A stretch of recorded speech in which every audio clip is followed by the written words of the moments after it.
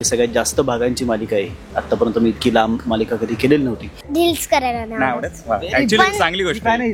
खूप खूप चांगली गोष्ट आहे. नाही मला आवडतं रील्स करायला. मी नाही फॅन. डान्स तर ह्या टप्प्यावरती आता हे दोघं वेगळे झालेले आहेत. तर आता ही आम्हाला कशी एकत्र आणते ह्याची गोष्ट आहे. 2032 मध्ये रस्त्यांची कंडिशन इतकी चाबूक असणार आहे ना, मला पोस्ट टाकायला आता कुठे खड्डेच शिल्लक नसणार आहेत. उद्या एखाद्याने माझ्यावरती प्रेशर टाकलं, बोलायचं नाहीस, हे असंच चालणार देशात, तर काय मी पण पामर आहे, मी गप्प बसणार, अजून काय करणार. नमस्कार, मी आविष्कार चाबुकस्वार. मराठी बॉक्स ऑफिसमध्ये तुम्हा सगळ्यांचं स्वागत आहे. मुरंबा या मालिकेने 1100 भागांचा टप्पा पार केलाय आणि या मालिकेत 7 वर्षांचा हा लीप येणार आहे आणि त्याच निमित्ताने माझ्यासोबत आहेत अक्षय आणि आरोही. खूप गोड दिसतेस तू, कशी आहेस?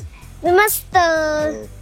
तर मला तुम्हाला विचारायचं, 1100 भागांचा टप्पा हा पार झाला आणि एका सिरियलसाठी कोणतेही असे टप्पे पार करणे ही मोठी गोष्ट असते आणि त्यातल्या कलाकारांसाठी सुद्धा. तर त्याबद्दल तुमचं काय मत? नाही, खूपच मोठी अचीवमेंट आहे. मी पर्सनल लेवलवरती मला विचारशील तर नंबर्सचा कधी काही फार फॅन नाही आहे की इतक्या नंबर्स, हा TRP, इतके एपिसोड्स, याचा काही मी फॅन नाही आहे. मी गोष्टीचा नेहमी फॅन आहे. पण रेकॉर्ड्स असतात. तर असं एक रेकॉर्ड आहे माझ्यासाठी सुद्धा की सगळ्यात जास्त भागांची मालिका आहे. आत्तापर्यंत मी इतकी लांब मालिका कधी केलेली नव्हती. पण मला असं वाटतं की स्टार प्रवाहची स्ट्रेंथ आहे. स्टार प्रवाह तुमच्या पाठीशी ज्या प्रकारे उभं राहतं, ज्या खंबीरतेने उभं राहतं, तुम्हाला सपोर्ट करतं. मागची 2-3 वर्ष आता ते नंबर 1 चॅनल राहिलेलं आहे आणि दुपारच्या स्लॉटमध्ये आम्ही नंबर 1 आहोत. तर हे सगळं करण्यामागे त्यांचे जे काही कष्ट आहेत ना, त्याचे हे परिणाम आहेत, त्याची ही फळं आहेत. आणि प्रत्येक कलाकाराला असं वाटत असतं ना की आपल्याला एक खूप छान सस्टेन्ड काम मिळत राहू दे. तर ते आम्हा सगळ्यांच्याच नशिबी आलं, आमच्या वाट्याला आलं. 1100 भाग झाले, ते सगळ्यांनी सेलिब्रेट केले, प्रेक्षकांनी ते अगदी मनापासून पाहिले आणि आता 7 वर्ष पुढे गेलेली आहे मालिका आणि आम्हाला आता ही एक गोंडस मुलगीसुद्धा असणार आहे गोष्टीमध्ये. पण तुमचे रमाक्षे आत्ता वेगळे झालेले आहेत, तर ते एकत्र येण्याचा हा पुढचा प्रवास असणार आहे. आणि आयुष्यात, प्रत्येकाच्या आयुष्यात वेगवेगळे टप्पे असतात. तर ह्या टप्प्यावरती आता हे दोघं वेगळे झालेले आहेत. तर आता ही आम्हाला कशी एकत्र आणते ह्याची गोष्ट आहे. मला तू सांग, तुला किती मजा येते शूट करताना की कंटाळा येतोय की आपल्याला उठायचंय आणि शूट करायला जायचं की पाठांतर करायला बा की आता मी कसं करू? कंटाळा येतोय की खूप मजा येते? नाही, मला खूप मजा येते कारण मला त्याच्यात ना एक कसं पाठांतर करायचं म्हणजे मला माहिती. मी याच्या आधी पण एक सिरियल केली आहे. बरोबर आहे, बरोबर. बिंदास. बरं, मला एक सांग, तुला काय काय आवडतं? हे ऍक्टिंग वगैरे सोडल्यास तुला अजून काय काय आवडतं? डान्स वगैरे आवडतो की काय? रील्स करायला? मला रील्स करायला नाही आवडत. ऍक्च्युली चांगली गोष्ट आहे. खूप खूप चांगली गोष्ट आहे. नाही मला आवडतं रील्स करायला. मी नाही फॅन. डान्सची रील. ओके ठीक आहे चालून जाईल. फनी रील आणि डान्सची रील करायला. आणि मला डान्स, लावणी आणि कथ्थक आवडतं. वा, अजून ड्रॉइंग वगैरे काय? ड्रॉइंग पण आवडतं. आर्ट अँड क्राफ्ट म्हणजे आवडतं. शूट करायला आवडतं? शूट करायला तर खूपच आवडतं कारण नवीन गोष्टी शिकायला मिळतात आणि आपले म्हणजे गुरु मिळतात आपल्याला. ते आपल्याला पुढे मार्गदर्शन करतात. म्हणजे मला खूप आवडतं असं. म्हणजे जे माझी एक सिरियल होती ना, तर ती ना इतकी छान सिरियल होती ना, इतकं सगळ्यांनी मला सपोर्ट केलं, मला खूप आवडलं आणि तिथले डिरेक्टर सर सगळे खूप छान होते. ओके, मग तुला बोलायचे चांगले होते खूप. मग तुला पुढे जाऊन कथ्थक डान्सर व्हायचंय की ऍक्ट्रेसेस तुला व्हायचंय?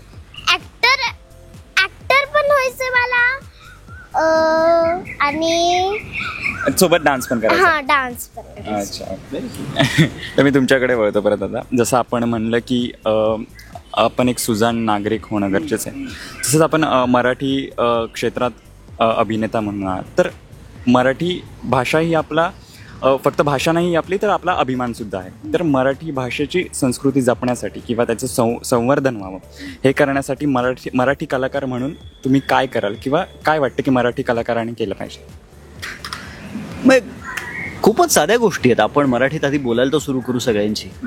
आपलं राज्य आहे, आपली भाषा आहे, मातृभाषा आपण ज्याला म्हणतो. तर आपण त्या भाषेत बोललो नाही, आपण निदान सुरुवात जरी केली नाही तरी मग ते लोप पावत जाणार आहे सगळं. तर आपण आधी सुरू तरी करू. ह्याला अनेक गोष्टी जोडल्या गेलेल्या आहेत आणि ते काही तेवढ्या एका मुद्द्यावरती त्याची पडताळणी होऊ शकत नाही. मला वाटतं की मुंबई हे शहरच असं आहे भारतातलं की जी आर्थिक राजधानी आहे आणि जिथे जिथे पैसा असतो तिथे तिथे लोकांची झुंबड येते आणि लोकांची झुंबड येते म्हणजेच वेगवेगळ्या राज्यातून वेगवेगळ्या प्रदेशातून माणसं येणार आहेत आणि ते त्यांची संस्कृती, त्यांची भाषा, त्यांचं आयुष्य घेऊन येणार आहेत आणि ते आपल्यामध्ये येऊन इथे स्थायिक होणार आहेत. तर मला असं वाटतं की आपण म्हणजे लग्न झाल्यानंतर बायकोला जेव्हा आपलंसं करून घ्यायचं असतं आणि तिला घरातली एक होऊ द्यायचं असतं आणि तेवढा मोकळेपणा द्यायचा असतो आणि मग तिनं त्या घराला आत्मसात करून घ्यायचं असतं, तर ही एक देवाणघेवाण करण्याची गोष्ट आहे. तर ही देवाणघेवाण व्हावी समाजातल्या सगळ्या स्तरांमध्ये. पण मी म्हणतोय तितकं सोपं काही नाही आहे, ते खूप क्लिष्ट आहे आणि तो विषय लवकरात लवकर सुटावा. 2032मध्ये सुद्धा आत्ता मला सुटला असं वाटत नाही आहे खरं तर, पण तो कधी ना कधी सुटावा आणि प्रत्येक गोष्टीचं राजकारण करून आम्हाला मूर्ख बनवायचं आता तरी थांबवा. प्रत्येक गोष्टीचं राजकारण करून नका आम्हाला मूर्ख बनवू, कारण आता खूप सुजाण खरंच झालेले आहेत. नागरिकांना बऱ्याच गोष्टी कळायला लागलेल्या आहेत आता आणि त्यातली जी एक म्हणजे इंग्लिशमध्ये जे म्हणतात की ग्रे असतं ना, अगदी ब्लॅक नाही अगदी व्हाईट नाही, ग्रेमध्ये राहायला लागूया आपण की हे म्हणजेच बरोबर आणि हे म्हणजेच चूक, ह्याच्या पलीकडे सुद्धा जग असतं, हे कळणं गरजेचं आहे. सो विषय फार क्लिष्ट आहे, पण आपली भाषा आपणच नाही जपली तर ती नष्ट होईल नक्की. तर ती नष्ट होऊ द्यायची नसेल तर त्यावर काम आपल्यालाच करावं लागेल. मुंबईतली आता थोडंसं बाजूचा टॉपिक की मुंबईतली आवडती जागा आणि मुंबईतला आवडतं खाद्यपदार्थ. मग वडापाव असेल मे बी, पण तरी जागा मुंबईमधला जिथे कुठे उरला असेल स्वच्छ समुद्र तर ती जागा नक्कीच मला आवडेल. मुंबईत म्हणजे स्पेसिफिकली स्वच्छ समुद्र उरल्याचं माझ्या तरी काही आठवणीत नाही आता. आणि नाही, साऊथ मुंबई हे म्हणू शकेन मी की साऊथ बॉम्बे आवडतं बाबा, कारण उंच काय बिल्डिंग्ज आहेत, रस्ते छान आहेत, पण त्याच उंच इमारतींच्या बाजूला खूप मोठ्या मोठ्या वस्ती आहेत आपल्याकडे आणि ती रियालिटीसो नाकारता येत नाही. त्यामुळे मुंबई हे एकंदरच शहर जरी आवडत असलं, तक्रारी खूप असल्या तरी सुद्धा एकंदरच मुंबई असं म्हणेन. आणि स्वच्छ समुद्र उरला असेल तर तो बघायला नक्की आवडेल. आणि मुंबईतलं आवडतं खाद्य निर्विवाद वडापाव यार, म्हणजे वेगवेगळ्या चौकांमध्ये वेगवेगळे वडापाव आहेत आणि ज्यांचा मी फॅन आहे. मी अगदी इथे सेटवरती येताना सुद्धा मालाडला एक काकू असतात जनकल्याण नगरमध्ये आणि मी तिथे आधी राहायचो, तर मी थोडीशी ड्रायव्हरला सांगतो गाडी तिकडनं घे आणि 2 वडापाव घे आणि पुढे चल, किंवा पॅकअप लवकर झालं तर वडापाव खाऊन आम्ही पुढे जातो. तर तो वडापाव असेल किंवा लेट पॅकअप झालं तर बऱ्याच सिग्नल्सवरती ते डोसेवाले असतात जे सायकलवरती व्यवसाय करतात, तर मला त्यांच्याकडचे डोसेही खायला आवडतात. त्यामुळे मला सगळं आवडतं. ते अगदी पॉश रेस्टॉरंट्समध्ये पण जाऊन जेवायला आवडतं. मी मला खाद्य भयंकर. हा, तू काय बोलत होतीस, तुला काय काय आवडतं सांग. मला नाशिकची मिसळ आवडते. नाशिकची मिसळ, ओके. फक्त मिसळ नाही, पापड वगैरे देतात ती ना सगळी. हा, पेरूच्या वाडीची सामना मिसळ, नाही तर पेरूच्या वाडीची, नाही तर सामना. ओके. तू वडापाव नाही आवडत? नाही, मला तेलकट काहीच नाही. पण नाशिकला तो कट वडा पण मिळतो का? त्याचा रस्सा आणि मग त्याच्यात वडा वगैरे तिखट आवडतं तुला? तसं पण मिळतं. तिखट आवडतं, गोड जास्त नाही आवडत. गोड पण आवडतं, तिखट सगळं आवडतं. या मालिकेत आता 7 वर्षांचा जो लीप येतोय त्यात प्रेक्षकांना काय काय पाहायला मिळणार आहे, आणि दुसरी गोष्ट म्हणजे तुला मालिकेच्या माध्यमातून किंवा बरेच सोशल मीडिया वगैरे तुझ्या पोस्ट चालू असतात, रील्स चालू असतात, तर त्या माध्यमातून तुला अनेक प्रेक्षकांचं हे प्रेम मिळत असतं आणि आधीपासून खूप मिळत आलंय. तर त्या प्रेमाबद्दल तू काय सांगशील? मग या गमतीचा भाग, पण आता 7 वर्ष पुढे गेलेली आहे, त्यामुळे 2032मध्ये काय काय घडणार आहे हे मला आत्ता विचारा तुम्ही, मी तुम्हाला सांगेन.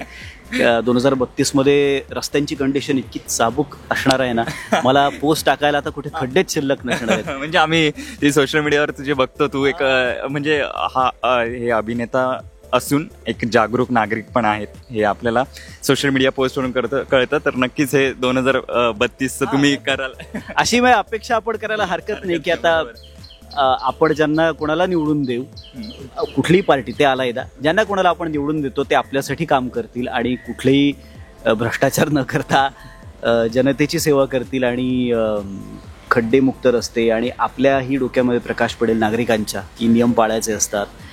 पब्लिक प्रॉपर्टी ही पब्लिक प्रॉपर्टीसारखी वापरायची असते, आपल्या बापाचा माल असल्यासारखी वापरायची नसते. तर हे सगळंच एकंदर सुजाण होणं गरजेचं आहे, आपण सुद्धा, सरकार सुद्धा, आणि जगात शांतता प्रस्थापित होणं गरजेचं आहे. तर आता हे 2032मध्ये घडलंय का हे मला विचारा तुम्ही, पण याची शक्यता फार दाट आहे. नक्कीच. आणि लोकांना पार्किंग कुठे करायची, फोर व्हीलर वगैरे कुठे पार्किंग करायची याचा पण सेन्स येईल मला असं वाटतंय. येईल वाटतंय तुला? चांगली गोष्ट आहे. हा, तुझ्या आम्ही नक्कीच 32 मध्ये जरी असं घडलं तरी फारच चांगली गोष्ट आहे. आपण सगळेच असू ते दिवस बघायला की भारत खरंच बदललाय.